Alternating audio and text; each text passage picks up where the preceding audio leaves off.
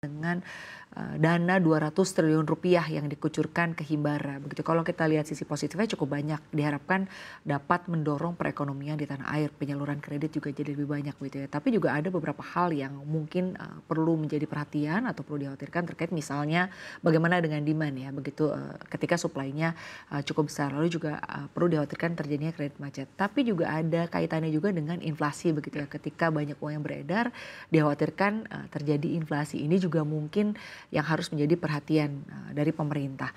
Nah, Anda sendiri bagaimana melihat begitu ya kemungkinan di Indonesia untuk mungkin dalam waktu dekat lah gitu ya atau ke jangka menengah inflasi jika ternyata akan ada lagi nih gitu ya di Indonesia seiring dengan mungkin diterbitkannya kebijakan-kebijakan ini dan stimulus-stimulus yang diberikan oleh pemerintah. Ya, memang kita sesuai dengan teori perputaran uang ya. Kita tahu dengan tambahan supply yang terjadi, most likely level inflasi kita akan berbeda kondisinya dibandingkan dengan posisi sekarang gitu ya. Seiring dengan kita lihat hopefully hasilnya adalah pertumbuhan ekonomi yang lebih tinggi lagi dibandingkan dengan posisi sekarang atau mungkin bisa kita katakan beberapa tahun ke belakang ya on average. Jadi memang nanti akan butuh adjustment juga, market juga akan butuh adjustment gitu ya. Di sini akan ada perubahan arah dari yang tadinya kita pertumbuhan ekonominya tidak rendah gitu ya, tapi tidak tinggi juga. Jadi relatively moderate dengan level inflasi yang rendah dan terjaga gitu ya. Sekarang ada perubahan arah, inflasinya itu mungkin akan sedikit lebih tinggi dibandingkan dengan level sebelumnya. Tapi secara kompensasinya adalah pertumbuhan ekonomi yang lebih positif gitu ya. Kita tahu yang cukup menarik adalah Indonesia ini kita berada di level rating sovereign yang nggak jelek gitu ya, sama sekali tidak jelek, tapi kita tahu kita belum terlalu lama masuk ke level investment grade.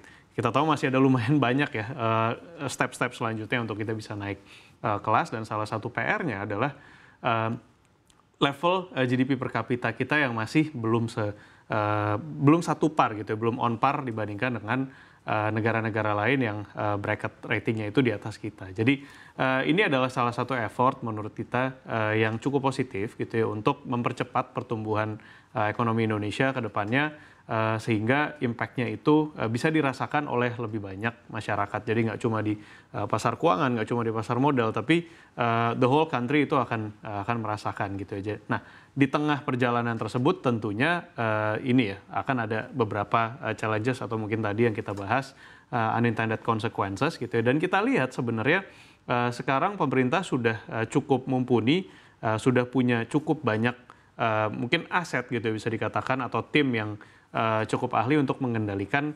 potensi-potensi dampak yang lain gitu. Contohnya untuk inflasi, kita tahu Bank Indonesia itu punya tim pengendali inflasi yang cukup kuat, baik untuk level daerah maupun pusat. Dan kita juga melihat sebenarnya Indonesia ini untuk perhitungan inflasinya, basket inflation kita itu masih jauh berbeda dibandingkan dengan banyak negara. Mungkin kalau tadi kita sempat bahas Amerika gitu ya, inflasi di Indonesia masih cukup berat posisinya itu diduduki weightingnya cukup besar dari makanan, contohnya tembakau dan lain-lain. Jadi mungkin untuk pengendalian inflasi secara keseluruhan, terutama untuk jangka pendek dan menengah itu hopefully impact-nya tidak terlalu besar. Dan mungkin kalau kita bicara soal dari sisi supply, ini kemungkinan akan ada tambahan kredit gitu ya dari sistem keuangan, dari sistem perbankan. Namun dari sisi demand-nya seperti apa, menurut saya ini juga mirip dengan beberapa case lain seperti di pasar modal. Kita tahu valuasinya udah murah cukup lama, tapi flow-nya ditungguin.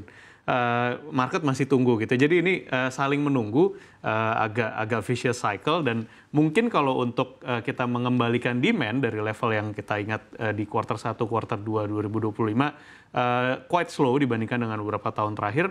Ini juga agak cyclical gitu. Ini antara mau tambahin supply dulu atau kita tunggu demand-nya tambah. Jadi menurut saya mungkin ini adalah salah satu statement dari pemerintah bahwa kita tambahin supply-nya dulu. Mungkin nanti akan perlu ada bimbingan gitu ya, bagaimana cara Guidance ya. penyalurannya dan lain-lain, betul, untuk menjaga porsi dan jadinya NPL-nya tidak tumbuh terlalu tinggi, tapi impact-nya secara positif Jadi kita dirasakan. coba dulu begitu ya. Tapi dengan adanya dana yang boleh dikatakan ini cukup besar gitu ya di perbankan, jika ternyata nanti kreditnya mungkin tidak bisa tersalurkan dengan baik begitu. Apakah ini juga nanti bisa menjadi cost of fund tersendiri begitu atau akan menjadi biaya tersendiri bagi perbankan? Apa sebetulnya yang menjadi kekhawatiran?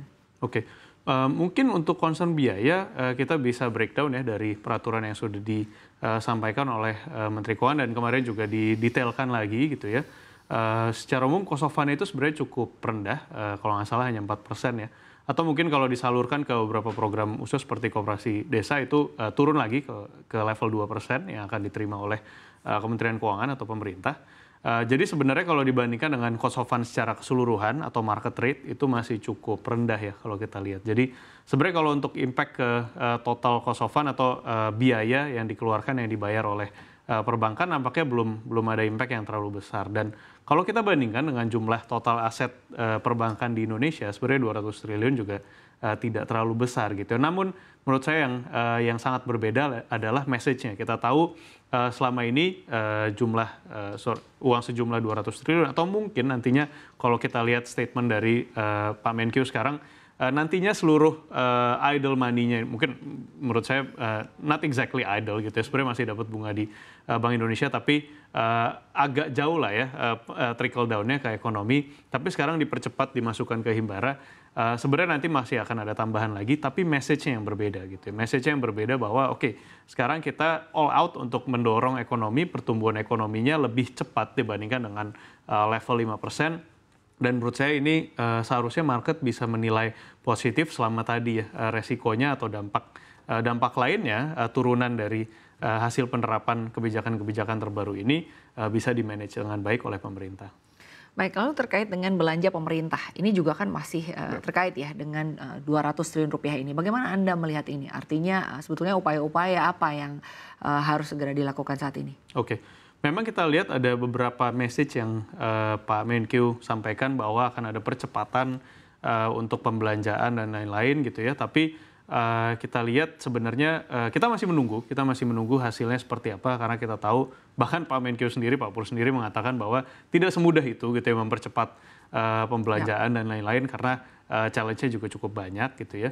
Tapi on the other hand kalau menurut saya sebenarnya weighting gitu ya bobot dari perhitungan government expenditure atau pengeluaran pemerintah terhadap total pertumbuhan ekonomi Indonesia atau perhitungan GDP Indonesia itu tidak terlalu besar. Mungkin yang lebih besar lagi tentunya kita tahu consumption, tapi yang sekarang menarik menjadi highlight dari pemerintah, saya highlight dari sekitar akhir tahun 2024 sampai sekarang temanya masih sama, yaitu pertumbuhan di level investasi gitu ya. Memang kita tahu mungkin secara kalau kita bisa argue gitu ya, investment growth itu tidak secepat consumption growth dirasakan oleh pemerintah, dirasakan oleh masyarakat maksud saya.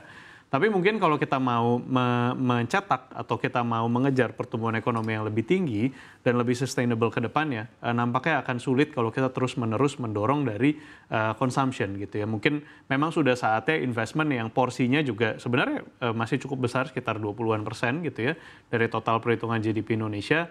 Kalau itu bisa terus-menerus ditumbuhkan, salah satunya adalah dengan dorongan dari government expenditure, selain dari jumlah, tapi mirip dengan yang tadi ya, dengan 200 triliun ini adalah message-nya bahwa pemerintah saat ini sangat mendorong pertumbuhan. Hopefully